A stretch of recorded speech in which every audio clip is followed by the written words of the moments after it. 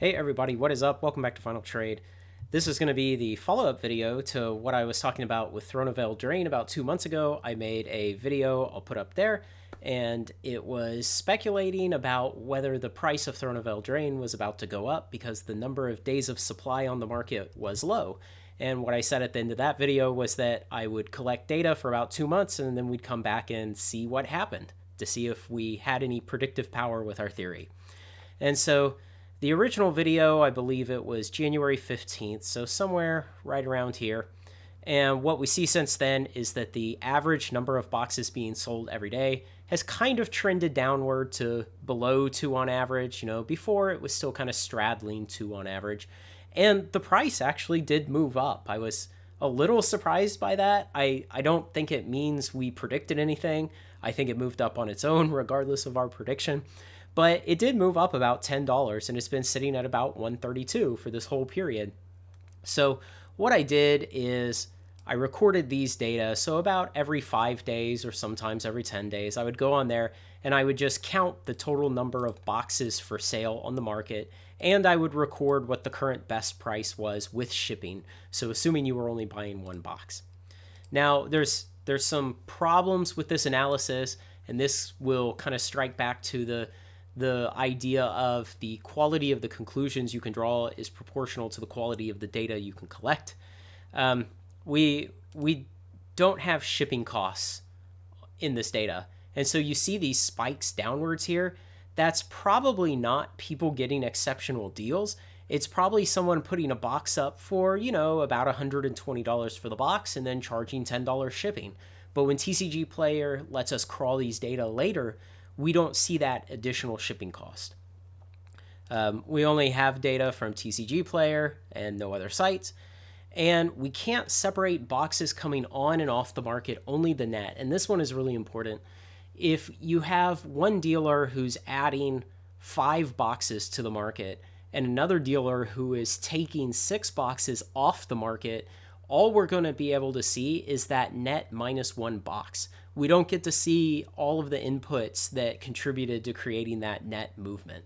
And I think there would be a lot of interesting information you might be able to get out of there. Again, I don't know if you could draw any good conclusions from it, but if we had data so granular that it told us each individual seller and what he was doing with boxes on the market, boxes off the market, and price changes, we might be able to draw some better conclusions. So what did we observe?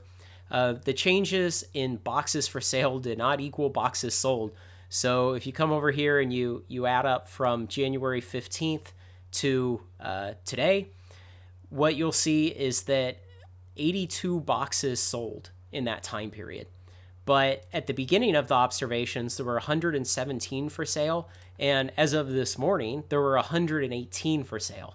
So 82 boxes sold, and technically 83 boxes in net came onto the market so that it could absorb those 82 sales and be a +1 net from 117 to 118 from the beginning to the end. Boxes were being pulled off the markets by their sellers. And you could observe that right here. You see this is minus 20 boxes available, but in that same time period, the sales were only 15 boxes.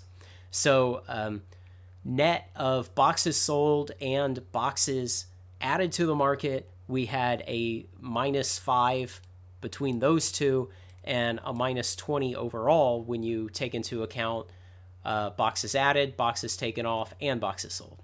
So some dealers come in and they put a box on the market and then later they just decide to take it off the market. And I thought that was really interesting. Why would they do that when the prices are pretty stable? You see that the daily low price for all of these snapshots that I captured here was right at 132. It was shockingly stable. And it was very consistent in the pricing. And yet there were dealers who would come in 45 days into that price stability and say, today is the day that I take some boxes off the market for some reason. Now, a possible explanation is most of these are brick and mortar stores, and maybe they sold the box in store, and so they needed to take it off of their online inventory. That's kind of a weak theory. So, what kind of conclusions can we draw? The days of supply is not really a useful metric, and probably that's because this product is so recently out of print. I think it hasn't even been out of print a year. I can't remember exactly when Throne went out of print, but the reality is, at this point, even if it were one whole year out of print, it still has a lot of inventory floating around, sitting in people's closets, sitting in the back rooms of card stores, sitting on the front shelves of card stores. So there's still a lot of product, and this is already rotated out of standard, which is always a point in the life cycle when demand goes way down. You can no longer play the cards in standard. There aren't going to be as many people out there cracking boxes. And so that rotation out of standard is when you kind of settle into what your long-term trend is going to be of how many boxes a day the market is consuming by opening. And we mean actually opening, not buying to put away in a closet. Because even today, there will be some people who are deciding that Throne of Eldraine is too cheap and it's worth buying at $133 a box. Now, I had posed some rhetorical questions at the end of the first video, and I'll kind of touch on them here. Did a lot of the boxes get burned through? Well, the ones on the market, 82 out of those 117 did, but another 83 came into the market to replace them. So I'm not really sure what we can observe from that.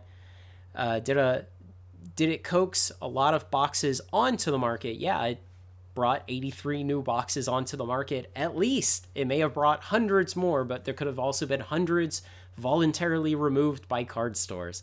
Again, the granularity and the clarity of these data is not very great. So it's really hard to draw strong conclusions.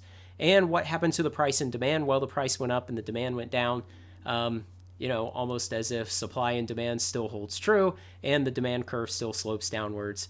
The day that stops holding, we need to really wonder what's going on in the universe. But the results were a little disappointing. I guess it's interesting to see that there's maybe nothing interesting here. That's always good. If you have an idea of something to do an analysis on, then you go ahead and do the analysis and you see if maybe you're surprised that there's something interesting.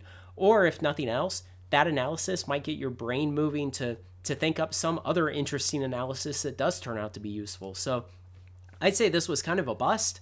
It doesn't seem for something out of print such a short time that days supply on the market on TCG Player is a good metric. I think there's still thousands and thousands of boxes of this sitting around and just slowly getting eaten up, packs at a time, by people walking into card stores, by people occasionally drafting it or occasionally opening a box looking for something or what have you. So it may be a while before you could really glean anything interesting from these kind of data for this particular set. So let me know what you think. Let me know if you have any ideas what might be an interesting variation on this analysis or a whole different analysis. I always love doing these kind of things. I've done this kind of analysis my entire career in my professional job. And let me know in the comments what you think, because, you guys are really good about getting me thinking about other things. And so thanks a lot, everyone. Like, comment, share, and subscribe. Join me on Final Trade. Thanks a lot.